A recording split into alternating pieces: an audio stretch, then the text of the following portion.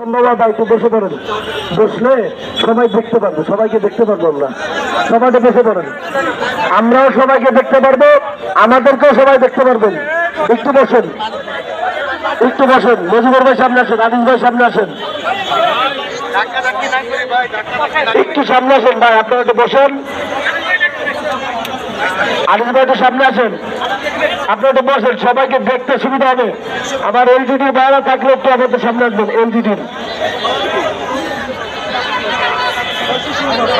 এলজিডির সম্রাট ভাই সহ, সম্রাট ভাই কই?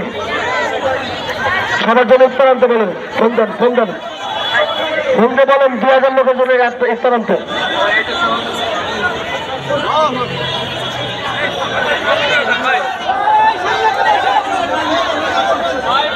ভাই একটু বসেন, সবাই একটু বসেন, একটু বসেন, সবাই দেখতে সুবিধা হবে। একটু বসেন, একটু বসেন, সবাই বসেন ভাই, একটু বসেন, একটু বড় করে দাঁড়াই। জন্য ভাই একটু জায়গা করে দাঁড়াই, আমরা একটু জায়গা করে দাঁড়াই। ওদের সামনে আগে আসেন, একটু জায়গা করবেন, একটু জায়গা করবেন। হ্যাঁ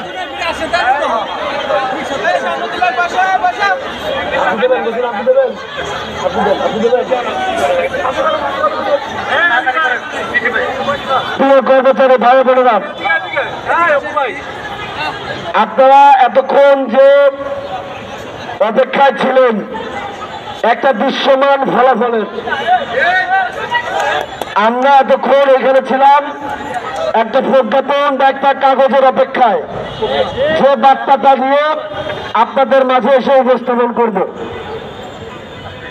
কিন্তু আমাদের সংগ্রামী সভাপতি সাহেব সহ আমরা কয়েকটা ত্রুটির কারণে আমরা সিলেকশন এবং নাম দেওয়ার ক্ষেত্রে একটু বিড়ম্বনা হওয়ার কারণে রমজান মাস সচিবালয়ের অফিস থেকে 3:30 পর্যন্ত তারা অফিস করে চলে গেছেন, যার কারণে আজকে প্রজ্ঞাপনটা কমপ্লিট করতে পারেন নাই।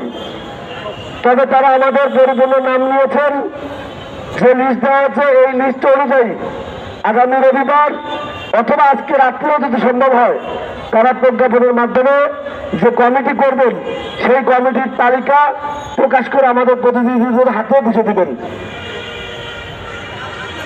আর আমরা আজকের মতো আমরা প্রোগ্রাম শেষ করব।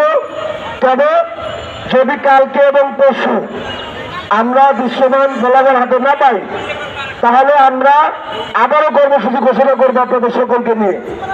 এ পর্যায়ে কথা বলার জন্য অনুরোধ করছি যারা মাহবুব রহমান আদিলকে। আগে রফিক ভাই বলেন, রফিক ভাই।